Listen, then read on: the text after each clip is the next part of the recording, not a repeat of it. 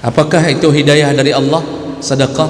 Semua kebaikan yang muncul di hati untuk melakukan kebaikan itu adalah hidayah dari Allah.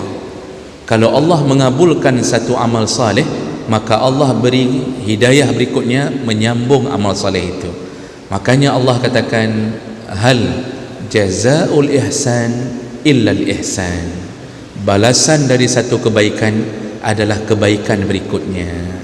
Jadi kita ni sudah dapat hidayah pertama, Pak. Tersentuh di hati ini, ingin bersedekah.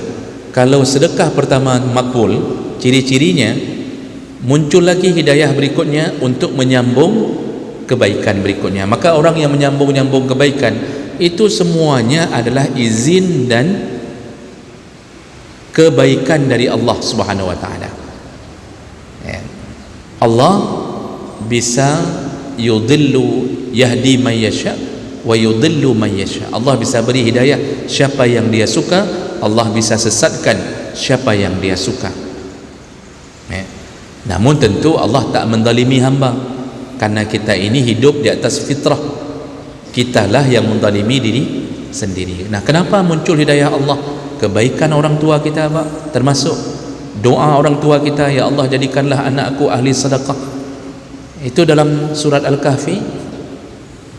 Kebaikan orang tua dipertimbangkan oleh Allah sampai mengalir kepada anaknya. Waktu anak yatim dibangun tembok, anak yatim dibangun tembok oleh Nabi Musa, oleh Nabi Khidir. Padahal di kampung itu tidak mau memberi makan. Nabi Musa dan Nabi Khidir tidak mau menjamu. Tiba-tiba Nabi Khidir melihat ada rumah anak orang yatim. Karab setengah 7 mana mau cerita ni, rumah anak yatim orang miskin, ayahnya tak ada lagi, atau yatim piatu. Tiba-tiba langsung Nabi Khidir berhenti, dibangunnya tembok di rumah itu. Kata Nabi Musa, untuk apa bangun? Kita kampung ini saja, tadi tak mau kasih makan tu kita sedikit pun, padahal kita tamunya mereka.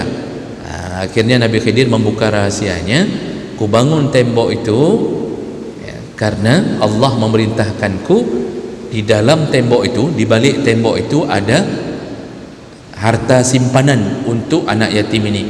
Kenapa Allah suruh jaga harta itu?